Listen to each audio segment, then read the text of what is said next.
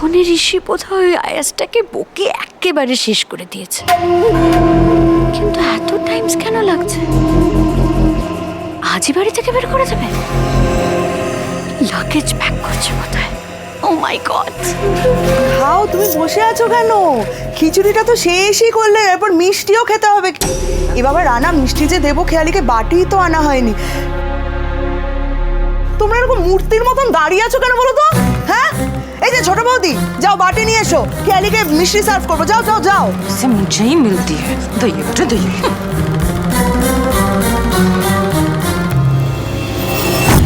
ছোট মা তাড়াতাড়ি। দেখি তুমি এখানে কি করছো? কত নিচে আসতে বারণ করা হয়েছিল। ঋষি ও কি করছে এখানে?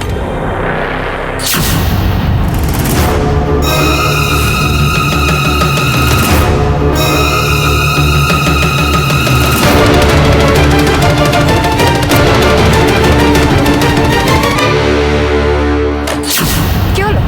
উঠে পড়লে কেন? এটা কি হলো? তোমার জিনিসটা আগে তোমাকে সার্ভ করে দিল, এবার নিজের হাতে মিষ্টিটাও খাইয়ে দাও।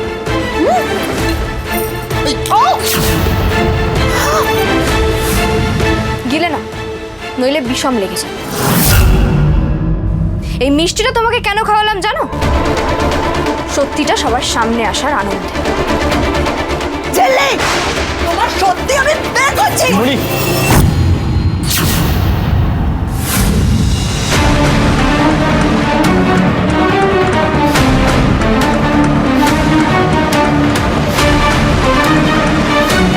একটা মেয়ে অন্যায়ের পর অন্যায় করে যাচ্ছে ঋষি, আর তুই আমাকে আটকাচ্ছিস? অন্যায় হয়েছে কিনা আগে সেটা দেখা দরকার। আর এই যে সবসময় একটা ড্রামা বিল্ড আপ না করলে তোমার চলে না, না? কথা বলে তো সমাধান হয়। খেয়ালি, আপনার এই সানগ্লাসের প্রাইস একটা বাচ্চাদের খাটের তলে পাওয়া গেছে। কি করে পাওয়া গেছে বলবেন?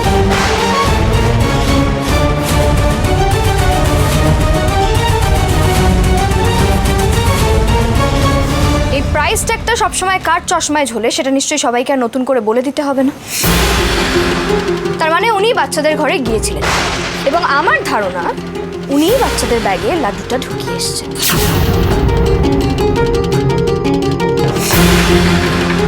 বাহ, অদ্ভুতটা ব্যাপার। হ্যাঁ, আমার চশমার প্রাইস ট্যাগ কি প্রমাণ হয় এতে?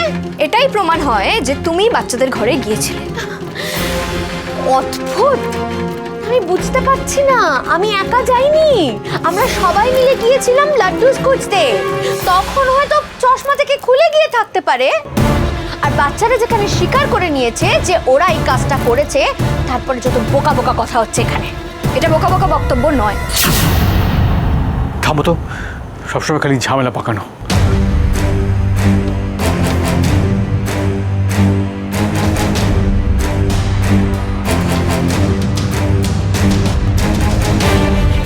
তোমরা বলেছো তোমরা এই অন্যায়টা করেছো কেন?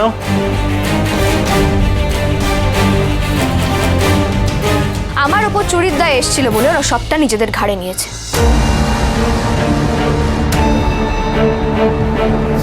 যাতে এই বাড়ি থেকে আমাকে তাড়িয়ে দেওয়া না হয়।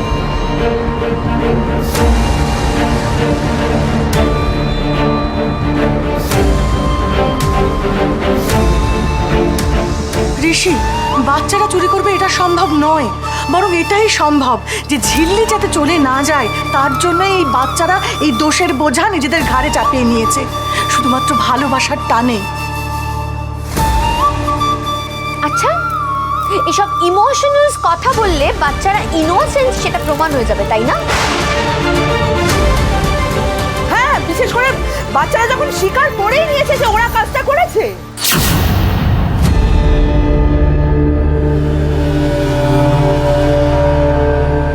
দেখুন খেয়ালি, আমি এটা বিশ্বাস করি না যে আমার ভাগ্নি এরকম একটা অন্যায় করতে পারে, চুরি করতে পারে।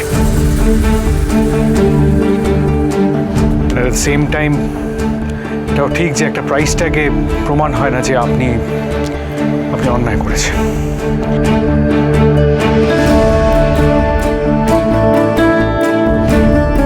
আমি শুধু হাত জোর করে এটাই রিকোয়েস্ট করবো যে এই ব্যাপারটা এখানে শেষ করুন। এই বাবা ঋষি, তুমি কেন হাত জোর করছো? প্লিজ এরকম করো না। আমি তো সে কারণেই বলি বাচ্চা মানুষ করাই not a matter of jokes. সেই জন্যই তো আমি বলছি ওদেরকে বোর্ডিংসে পাঠিয়ে দাও, ওরা বোর্ডিংসে খুব ভালো মানুষের মতো মানুষ হয়ে তারপরে ফিরবে। আর ওই আয়াকেও এই বাড়ি থেকে বিদায় করো।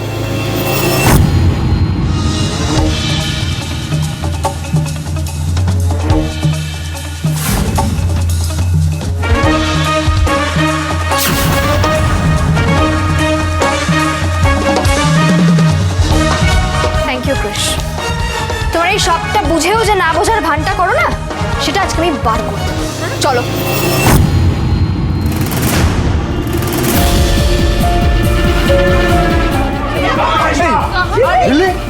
কোথায় নিয়ে যাচ্ছ?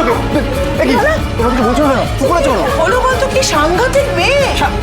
এই ঋষি, তুই কিছু বলবি না? চুপ করে দাঁড়িয়ে থাকবি?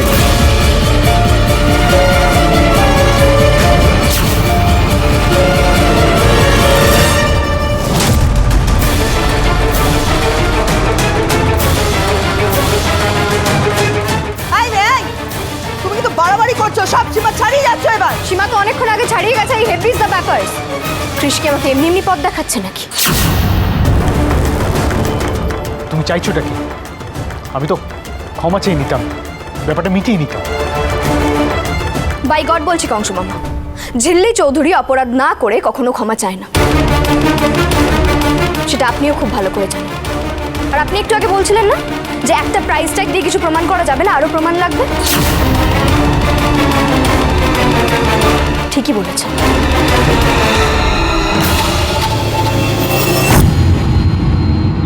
প্রমাণ নাম্বার 2, এই হাতের রংটা দেখতে পাচ্ছেন?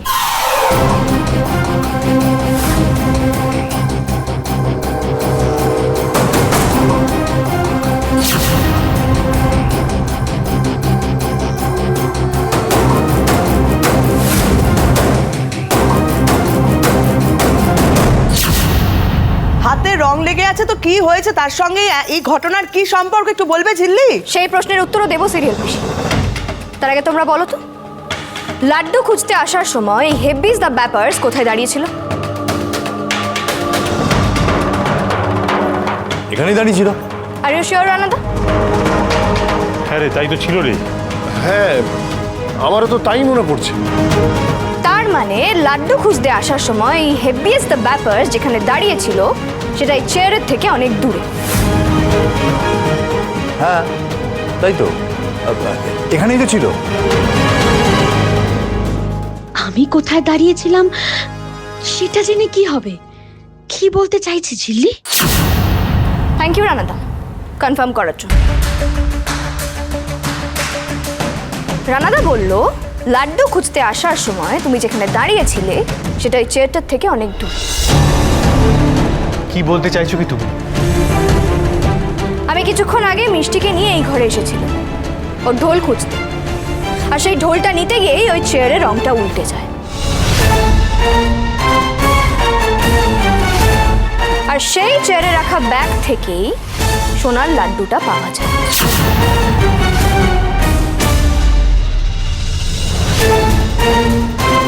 আর রানাদা আমাদেরকে যেমনটা বলল, লাড্ডু খুঁজতে আসার সময় হেভিজ দ্য ব্যাপার্স ওই চেয়ারের থেকে অনেকটা দূরে দাঁড়িয়েছিল। তাহলে তোমার হাতে এই রংটা কি করে লাগলো?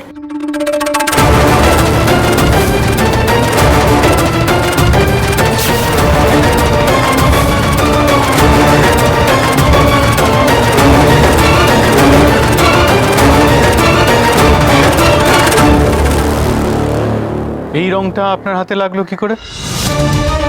খেয়ালি একটা ভুল করেছে। খেয়ালি যেটা করেছে সেটা ভুল নয়, সেটা অন্যায়। আমি এর শোধ তুলবই। ব্যাপারটা এখানে শেষ হবে না, আমি জানি। আমাদের তৈরি থাকতে হবে। এই প্রহসনটা বন্ধ করে এবার তোমরা। তুই শুধু শুধু মাথা গরম করছিস। এটাই আমার ফাইনাল ডিসিশন, এই বিয়ে হবে না। সুজনে সুজনে রয়েছি যেন তেঁতুল পাতা